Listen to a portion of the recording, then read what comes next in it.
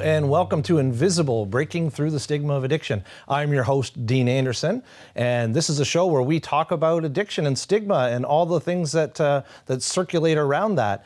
The last couple of years, we've seen a really big impact in how we've had to change and adapt to COVID and to the pandemic.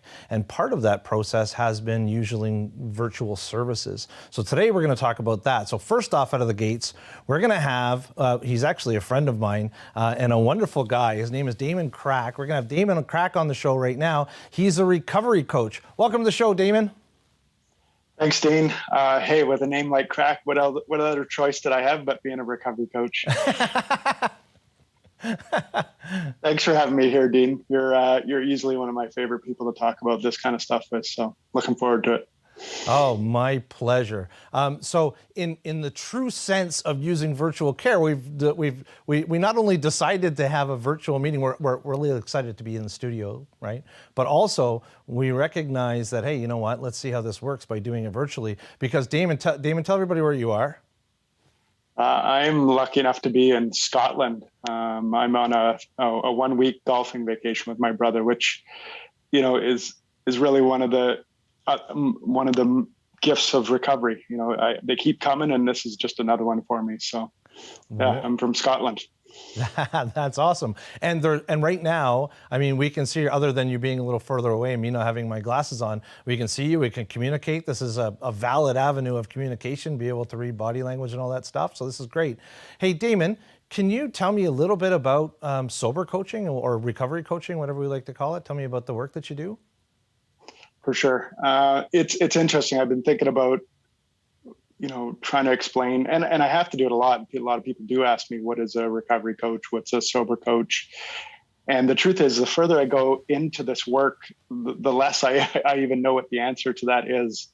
It's so many things. But I guess the way I would explain it these days is that I'm here to support someone that has decided to start their recovery journey. So that can look like a lot of things. Oftentimes that looks like being a resource to help them plug into the recovery communities and the different types of recovery communities that there are around them. I also look at helping create healthy routines and habits, which for those of us in recovery are the place where we find our freedom. And then, you know, I'm there as a support for the inevitable ups and downs of especially early recovery, but recovery in general. And just to share my wisdom, I'm a dude who 7 years ago found long-term recovery, the start of long-term recovery after finding a whole lot of ways that didn't work. And so I get to share my learnings, not only in my own recovery, but then in a lot of the recoveries that I've been able to watch and see. So yeah, that's a little bit about what it is, but it's so much. We could talk all day about it, I'm sure, right?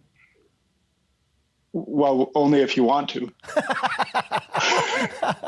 yeah, no, it's true. It's true. It like, and every single person that comes to me, either through the screen or in person, that I start to work with, requires different things. And that, you know, that's the skill I'm learning and trying to keep cultivating, is that recognizing and learning that everyone needs something a little different. And sometimes it's just showing up the healthiest version of myself. I had a mentor that said, you know, in my early days of learning about how to do this work, he said, the most powerful thing we can ever do is be the healthiest version of ourselves. Just showing up with that energy is a powerful thing. And so, you know, the work I do for myself and my own recovery, and then showing up as a present and connected person for that person for the hour that I spend with them or whatever it is, you know, sometimes just listening well and you know, having an understanding ear and yeah, you know, those are some of the things I think about when I do this work. Is it safe to assume that a sober coach is most likely somebody that has lived experience? Very safe to assume. I probably know 60 people who are doing recovery coaching or sober coaching, and every single one of them has lived experience. And you know, we all run the gamut on what that experience is. So that's that's a sweet thing, is that there's a lot of different versions of how we came to be in our recoveries and what we struggled with. Not everyone struggled with alcohol. Some people struggled with drugs. Some people struggled with all the different types of drugs. And I know recovery coaches that do the work from sex and love or gambling addiction sort of point of view. And so there's a lot of different ways that a person, but yes, lived experience is the one constant for what I've experienced and know about recovery coaching. So whereas a therapist or a counselor might give suggestions and ideas of how things might look, where a coach would be somebody that'd say, this is what I did. This is, how I lived it. It's exactly. It's my favorite thing about what I get to do is that rarely do I have to share my opinion or my thought on something. Mostly I get to just share my experience. And I had a sponsor from 12-Step Land that taught me really early that the only way for me to communicate when I was working with someone was to share my experience, because anything else was, my ego driving the information. And so you said, most of us that are starting recovery don't want to be told what to do, but we can stomach and understand when it comes through the story of what someone else has done. And so it really is one of the most powerful ways. And I do it in all the ways I communicate now, not just recovery coaching. It's a really powerful way to be in relationship with people, I find, is just to share my experience. And if I don't have an experience on that thing, then zip it. How does this play into removing stigma and opening doors to connection? Tell me. Yeah, that's such a big topic, removing stigma. The way I think about it is that, I don't necessarily know how to remove stigma at a community level or at a national level, or at a governmental level, but I sure know how to do it at a personal level. Because when a person walks in the door to work with me or walks onto the screen to work with me, I get so excited for me, because I know that person is right at the beginning of what could be the greatest journey of their life. I've had that direct experience. I'll say a lot, I would not wish addiction on my worst enemy, but I wish recovery on every person, because the journey of recovery, the work it takes to be able to stay sober, for first one day at a time, and then, a long term, that work, that evolutionary process not only keeps us sober, but it elevates our lives. And so when a person walks into my world and I get to see them starting that journey, I have that excitement for them and that love for them and what they're about to do. And to me, that exchange, that energy exchange, smashes stigma right there. Like, to me, they're heroes on a journey. And so, that's the work I do when I think about stigma and reducing stigma. So allowing people to just be themselves and live their lives and connect and move forward in a way that's helpful and useful for them, and you being able to help them see that takes the stigma away, helps them just feel like they're normal and recognize that this is a positive thing. There's a recurring theme here on the show, Damon, I'll tell you what. We hear it a lot. It's about living life, right? It's about having quality of life, right? And I think that's what I just heard you say there. Yeah, for sure. And I guess the thing that allowed me to shift, because I tried recovery a lot of different times and not successfully. I kept coming back to drugs and alcohol. It wasn't until I was taught that I didn't have a drinking or drug problem. I had a living problem, and that recovery was going to be focusing in on that and becoming a little more skilled in how I lived. And so that was the beginning. And once I started to focus in on the skillful living part of it and grow and evolve in that way, the need for a drink or drug became less and less. And then, the beautiful thing that I wish for every single person that starts this journey is I went from this place where I was in my journey of recovery because I was really afraid of the life of addiction, the hell and the pain that caused. And then I flipped into this mode where I loved the life I had. And that was what propelled me into the work of, and continuing the work of recovery. And so when that happens for anyone that does this work and puts that effort in, and then they become part of the army of people like you and I that are out there smashing stigma, because we're out talking very proudly about being in recovery. And so when another person gets added to that list, it's a snowball. And I want this snowball to keep getting bigger and bigger. And yeah, good stuff. You're so eloquent with your words, Damon. I could listen to you all day talk about this stuff. It's so fantastic. I'm energized by the way that you talk about this stuff. There's one thing that I'm certain of, is there's going to be at least one person that's going to see this episode and resonate with what you just said and recognize that there's something bigger and better out there. And I absolutely love it so much. But I'm gonna step the questions just to one side for a second. We've only got I got one quick question. How is the virtual care? And I know that I kind of switched gears on this here. Tell me some of the benefits of using virtual care. Very simply, it allows access for more people. It takes away some barriers. So like when a person has to get in a car or get on the bus and go to a place there's 3 or 4 steps of courage that are required. Whereas, this I know well, every step towards recovery, especially early on, requires courage. And so if there's the removal of 2 or 3 of those steps, and the first step is logging on and connecting with someone, it just allows for a person to remove a few of the hurdles to start this journey. Because when that person does log on and then they take their story from darkness of the secret into the light of truth and recovery, like that's the magic. And there's only one step instead of 3 or 4. That's one of them. I've gotten to work with people all over the world. You're talking to me in Scotland, like the access is incredible. So it's a really cool thing. I do miss sometimes the magic of being in person with a person.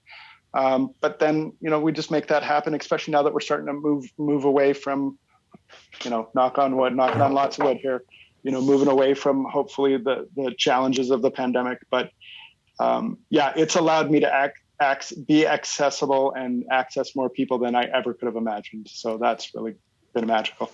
I recognize the same thing, working in the field, doing some of the same work that you do.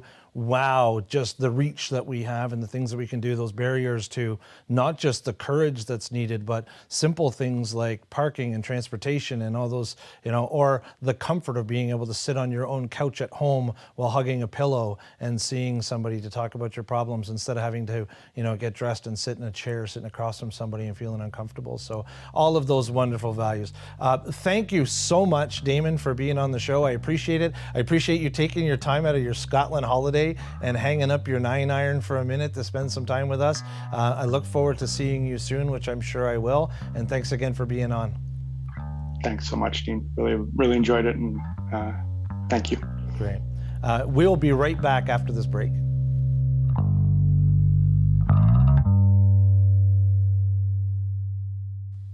Welcome back to Invisible. Today, we already had Damon Crack on the show, and he talked about some of the virtual services he provided via the internet using Zoom and Skype and platforms like that to talk to his guests.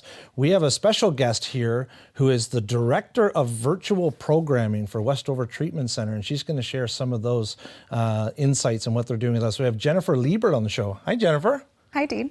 Thanks. How are you? I'm wonderful. Thanks for having me. My pleasure. I'm looking forward to you sharing all these great things with us. I'm excited to be here. Good. I'm just going to throw it right at you. Just all the heavy lifting. Boom. Tell me about the virtual program. What is it that you have at Westover? Absolutely. Our virtual day program is a standalone substance use disorder program. It is an intensive program. So we've picked and chosen all of the different aspects that we run in our 19-day residential program at Westover, and we've really transitioned those big moments that clients would have in residential treatment, and we've translated that to a virtual program. It's a 4-week program, 26 days to be exact, because we do ask for a lot of work over the weekends. And it's about building connection. So we bring our residential treatment program to a virtual platform. So connection, most people would recognize a disconnect between virtual and connection. They kind of see that thing.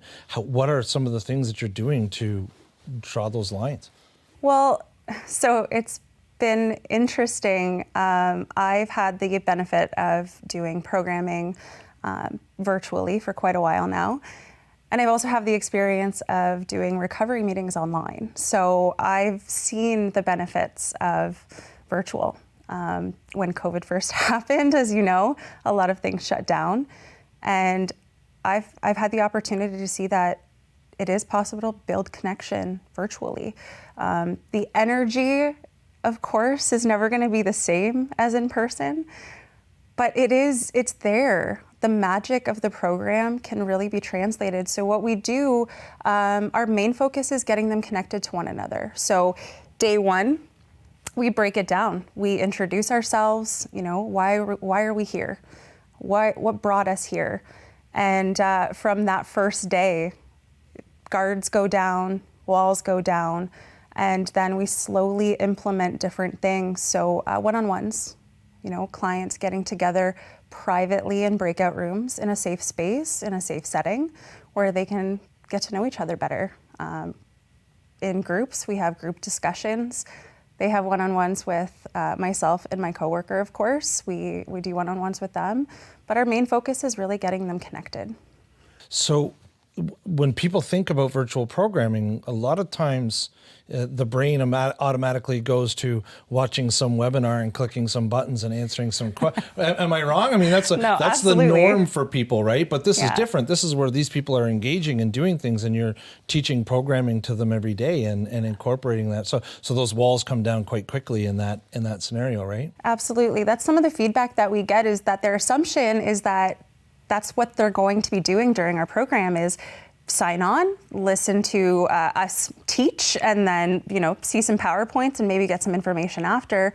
But the reality is that's not our program. Our program is intensive in the sense that we really push them in a gentle, caring way, of course, but we push them to connect with one another. We have our guards up so much day to day, especially throughout this pandemic. We've been so disconnected. So really giving them that gentle nudge to open up with one another. We ask for feedback and their experience every session. So their eyes are opened the first session, that this isn't going to be a sit back and take it all in. That's where self-reflection comes in during their homework. Yeah. I heard you say, putting your guard down. So huge when we're talking about coping, right? As long as I have my guard up, I'm not growing. There's nothing happening here. If I'm in safety mode, forget about it, right?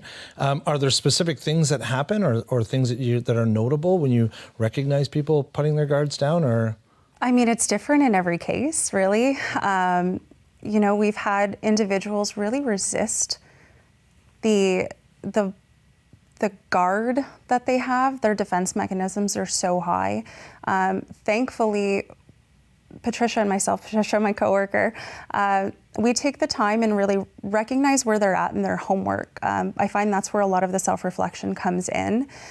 And, they're at home in their own setting. So we get to see the genuine them through their homework. But aside from that, seeing the way that they speak to one another in the program, there's some individuals that will sit back and they will fight tooth and nail to not participate. But it's never come to a point where they spent the 4 weeks with us and they haven't opened up. Seeing those big moments where they share, I was really uncomfortable, but I opened up today and I'm really proud of myself. And that happens every group. It happens every week, really. That's fantastic. The idea of being from home, right? the idea of going somewhere, being somewhere else, and then that guard being up or that protective mechanism. So being able to just do it from your own living room or your own bedroom or your own whatever, I mean, that's leaps and bounds where we thought we would be anywhere. What was the catalyst to this program? So it's still a fairly new program, correct? Yes. What was the catalyst to start this program, and what got it going? So my executive director actually noticed a gap. There was a gap in care. To be honest, not everybody is suited for residential treatment. Residential treatment is extremely intense. You're taken out of your comfort zone, you're taken away from your family, and of course there are tons of benefits to residential treatment. But you know, some people can't take time away from their children. They can't take time away from their jobs. Maybe their employers, you know, don't have that opportunity for them. Maybe they just don't know what they need. Also, you know, social anxiety is real. And we've seen it before where we've had clients come into residential for a couple days and realize that they can't be there. They can't handle the setting, and then transfer to our program. So what happened was that COVID really opened the door for us to put this program into play. We got a one-time funding and, you know, off to the races. So put a lot of effort into translating our material and really trying to make this work virtually because it is different, as you know. But we've been able to really give people the opportunity to do this in a way that they weren't able to before. You know, we say during our orientation, you know, we want to dress appropriately, of course, and be respectful, but from waist down, if we can't see that you're in your pajamas, then wear your pajamas. So you can do this from the comfort of your home. And, you know, new parents, potentially. We've actually had clients who have tested positive for COVID and have been able to complete our program because they've been able to do this from home in the safety of their home. So it's been wonderful. Those things that we just don't think about. No. The answer for most people when suffering with substance uses are you probably need to go to rehab. You know, that's the kind of the thing, right? I'm not Amy Wynette. I don't need to go, right? It seems to be the direct answer, but there are so many barriers to that idea and that concept. And it's just you know, parenthood. You know, so your program it only runs for a couple hours a day, kind of thing, right? So people can still have lives and jobs and do all those other things, right? So overcoming those barriers, what I don't think people recognize is that the more barriers they are, and I think Damon said something about it in the earlier segment, the more barriers they are, and each time that somebody faces a barrier, it actually helps them, you know, recognize that maybe they're not worth it, or they come up with these mental barriers. For each physical barrier, there's a mental one that says, I just don't deserve it, or there's something wrong with me. So this program helps to overcome a lot of those things, right? Yeah, that's wonderful. I love seeing it. Is there a direction? Is there something that, you know, the virtual day program is working towards or building more of? We are hoping to expand the program. Right now, we're not funded. So unfortunately, we're, you know, right now we're a morning session, which it works out really well because then the clients have the rest of the day to, you know, do their homework and self-reflect or go to work or be with their kids, you know, pick them up from school. Right now, to be honest with you, I'm surprised at where we're at. We've had clients who have joined our session and have completed it from Mexico, you know, from different provinces. This has been well recognized. You know, I know Westover has been a leader in residential treatment, and now we're leading in virtual treatment, and it's really beautiful to see the impact it has on individuals. We're obviously looking for funding. We're always looking for funding. But right now we're going strong with where we're at, and we're always looking for new ideas. We've expanded other programs. I'm not sure if you know, we actually have 4 virtual programs altogether.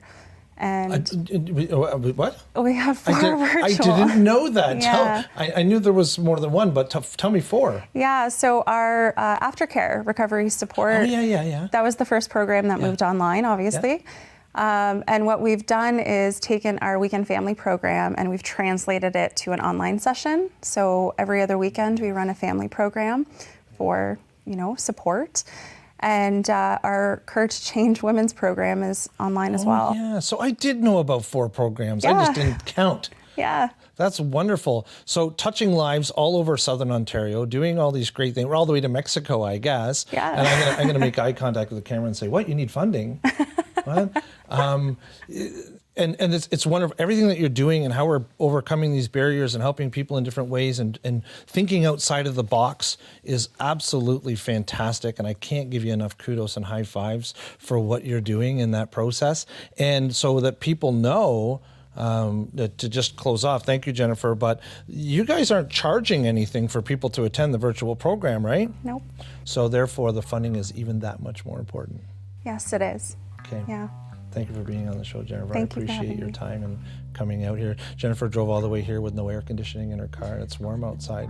So thank you, Jennifer. We're going to take a quick break, and we'll be right back.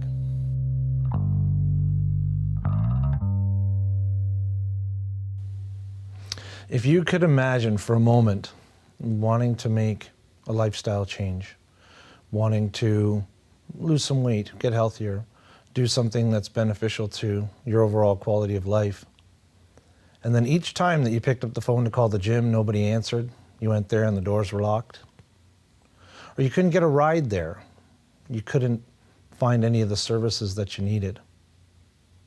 Now combine that with already dealing with emotional dysregulation, low self-esteem, the internal dialogue that quite easily comes as a result of meeting these barriers is, what's wrong with me? Why don't I deserve this? Am I a bad person? Do I deserve to not be better?